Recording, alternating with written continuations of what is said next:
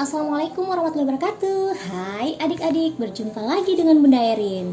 Kali ini Bunda akan membacakan buku kelima dari paket buku Muhammad is My Hero. Nah, kali ini judulnya adalah Menyeru kepada Kebaikan. Selamat mendengarkan ya. Selang beberapa waktu, Allah Subhanahu wa Ta'ala kembali menurunkan wahyu kepada Rasulullah Muhammad Sallallahu Alaihi Wasallam yang mulia, yaitu Quran Surat Al-Mudaththir ayat 1-5. Bismillahirrahmanirrahim. Ya ayyuhal muddaththir, qum fa'anzir, wa rabbaka fakabbir, wa thiyabaka fatahhir, warrujza fahjur. Wahai orang yang berkemul, bangunlah, lalu berilah peringatan, dan agungkanlah Tuhanmu, dan bersihkanlah pakaianmu, dan tinggalkanlah segala perbuatan yang keji. Kali ini adalah sebuah perintah agar Rasulullah Shallallahu Alaihi Wasallam memberikan peringatan kepada kaumnya. Wahai orang yang berselimut, bangunlah, lalu berilah peringatan. Demikian wahyu tersebut. Saat itu bangsa Arab masih sangat kuat mengikuti kebiasaan dan tradisi jahiliyah yang menyembah berhala. Maka dari itu Rasulullah Shallallahu Alaihi Wasallam sangat berhati-hati dalam berdakwah. Beliau menyampaikan ajaran Islam secara sembunyi-sembunyi kepada orang-orang terdekat. Bunda Khadijah adalah orang pertama yang beriman, disusul oleh Ali bin Abi Thalib, Zaid bin Harithah, dan Abu Bakar As-Siddiq. Saat itu, salah satu perintah yang pertama kali diturunkan adalah sholat. Itu sebabnya, sholat adalah pembeda antara orang beriman dan yang tidak beriman. Bagi suku Quraisy di Mekah, orang yang dipercaya dan dihormati selain Rasulullah SAW adalah Abu Bakar. Betapa bahagianya Rasulullah SAW ketika Abu Bakar menemuinya dan menyatakan dirinya masuk Islam. Masya Allah. Abu Bakar berkata, Asyhadu an la ilaha illallah wa asyhadu anna Muhammadar Rasulullah.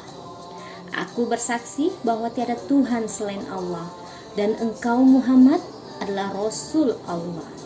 Rasulullah SAW memeluk sahabat beliau, Abu Bakar, dengan sangat erat.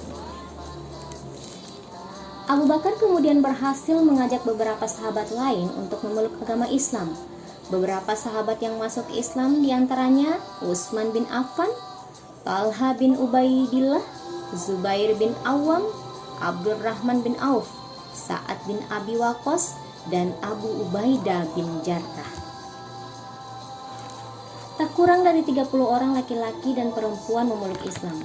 Sebagian besar adalah orang miskin, budak, atau yang tidak memiliki kedudukan apapun dalam tatanan masyarakat Quraisy. Rumah sahabat Rasulullah SAW yang bernama Arqam bin Abi al-Arqam dipilih sebagai tempat untuk bertemu, mengaji, mempelajari, dan menyampaikan tentang Islam. 3 tahun berlalu, jumlah pemeluk Islam semakin banyak.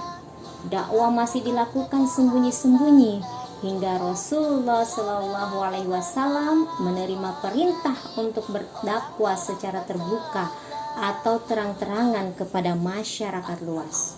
Dakwah dimulai dari para kerabat, termasuk paman beliau, Abu Thalib dan Abu Lahab. Meski tidak mau memeluk agama Islam, paman Abu Thalib menyatakan dukungannya. Dia akan tetap melindungi Rasulullah Shallallahu Alaihi Wasallam. Sementara itu, Abu Lahab langsung menentang dengan kasar. Yakin dengan dukungan paman Abu Thalib, suatu hari Rasulullah Shallallahu Alaihi Wasallam mendaki Bukit Safa dan memanggil penduduk Mekah. Seandainya kalian kuberitahu bahwa di balik bukit ini ada pasukan berkuda yang siap menyerang, apakah kalian percaya? Tanya Rasulullah SAW. Mereka menjawab, ya, tentu. Kami tidak pernah mendapatimu berbicara kecuali yang benar. Rasulullah SAW kemudian menyampaikan bahwa beliau adalah utusan Allah Subhanahu wa Ta'ala untuk memberi peringatan dan membawa kebaikan kepada semua manusia. Abu Lahab marah dan berkata, celakalah kau, hanya untuk inikah kau kumpulkan kami semua? Seketika itu turunlah firman Allah Subhanahu wa Ta'ala, Tabbat yada Abi Lahabi wa tab. Binasalah kedua tangan Abu Lahab dan benar-benar binasa dia. Quran Surat Al-Lahab ayat 1. Seruan di Bukit Safa itu bergaung ke seluruh Mekah. Agama Islam pun menjadi pembicaraan. Penduduk Mekah mulai menyebut-nyebut agama Islam dalam percakapan mereka sehari-hari. Rasulullah SAW dan para sahabat mulai berdakwah secara terbuka. Makin banyaklah yang tertarik dan memeluk Islam. Meskipun begitu, mereka masih beribadah secara sembunyi-sembunyi. Di sisi lain, kelompok yang tidak menyukai Islam pun semakin keras permusuhannya. Nah, itulah tadi sirah dari buku kelima, yaitu menyeru kepada kebaikan. Sampai jumpa lagi di sirah selanjutnya.